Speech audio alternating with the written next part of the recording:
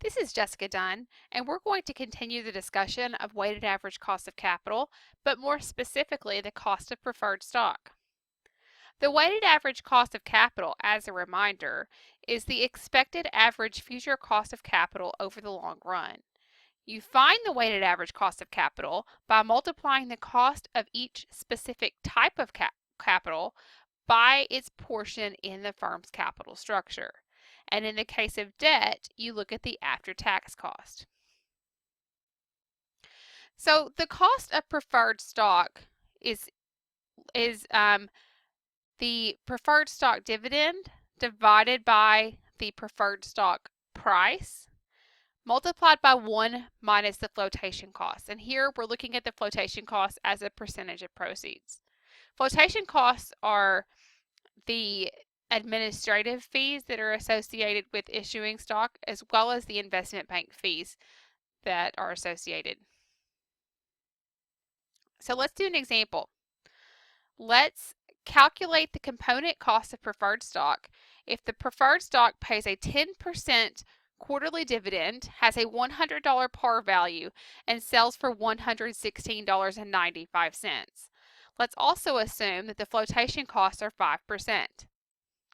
So the equation says that the cost of preferred stock is equal to the preferred stock dividend divided by the price of the preferred stock times 1 minus the flotation costs. Our dividends are 10% of par, so 10% times the $100 par, so a $10 dividend, divided by the price, $116.95, times 1 minus the flotation cost of 5%. So if you multiply this out, you will get 9%. So $10 divided by $111.10 will give you 9%.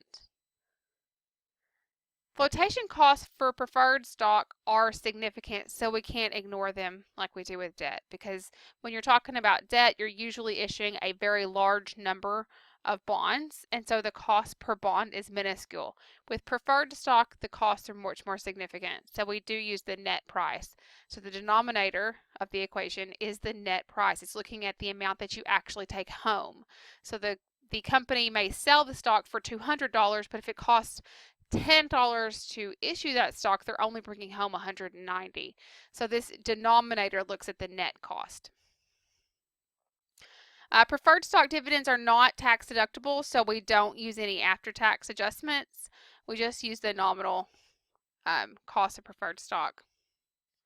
Preferred stock is more risky than debt because the company is not required to pay a preferred stock dividend.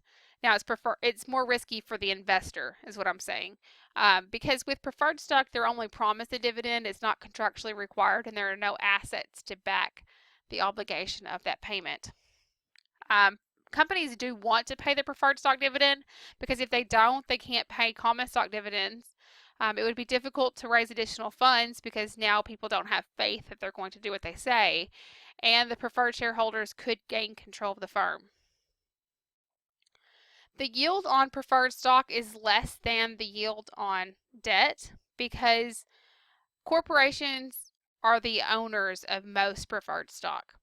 And whenever a corporation owns preferred stock in another corporation, 70% of that is not taxable.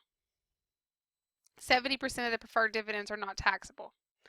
So because of that, the before-tax yield on preferred stock is less than the before-tax yield on debt. The after-tax yield to an investor and the after-tax cost to the issuer are higher on preferred stock than on debt because of the tax deductibility of the interest payments. So this is consistent with the higher risk of preferred stock as opposed to debt.